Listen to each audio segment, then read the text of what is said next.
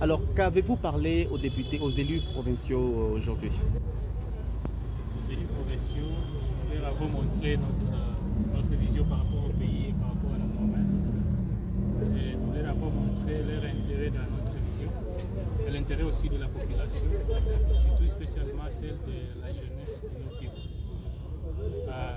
Parce que nous pensions que notre candidature est parmi les candidatures qui vont éveiller la jeunesse du Nord Kivu et susciter leur conscience, les mettre face à leurs responsabilités et en leur disant que non, les institutions sont là, ils doivent intervenir, ils doivent participer. C'est l'état de notre génération maintenant de participer à la gestion de la chose publique. C'est le temps de votre génération. Vous pensez vraiment que c'est facile, le plus jeune, de faire face en tout cas à ces... Parce que là, il y a vraiment des géants dedans. Ce n'est pas facile.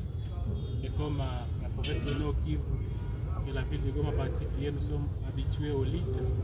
Nous pensons que c'est une lite que nous allons aussi accompagner avec d'autres jeunes qui sont déjà là. Et nous pensons que nous allons la vaincre cette lite.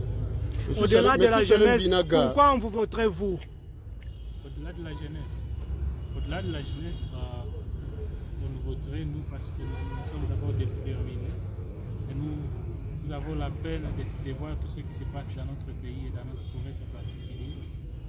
Nous pensons qu'avec toutes ces motivations-là que nous avons, et de vouloir que la classe politique soit rajeunie et qu'on propose des choses qui sont palpables et des choses pratiques qui peuvent amener à ce que notre pays change positivement et aille dans la bonne marche et dans les bonnes gouvernances. Nous pensons que par rapport à ça, on peut nous voter malgré qu'on ne soit pas jeune. Monsieur Salim Binaga, il y a un des députés provinciaux qui a estimé qu'il serait mieux que vous commenciez par la députation provinciale. Comment vous avez compris cette question et qu'est-ce que vous en dites?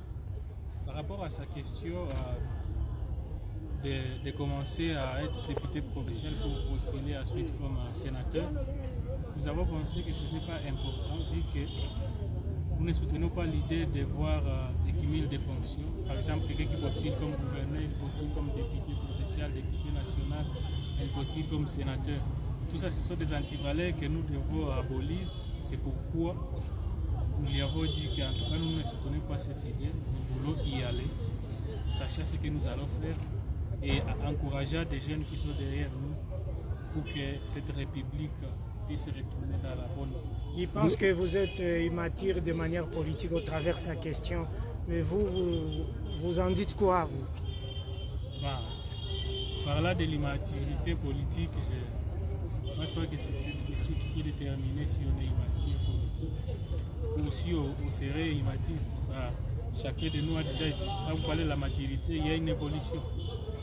Je le reconnais, je suis encore novice dans la politique, mais j'ai des choses à apporter dans la politique. Ce n'est pas parce qu'on est novice qu'on ne peut pas apporter quelque chose. Peut-être pour finir, M. Salem, vous avez beaucoup œuvré dans l'enseignement universitaire.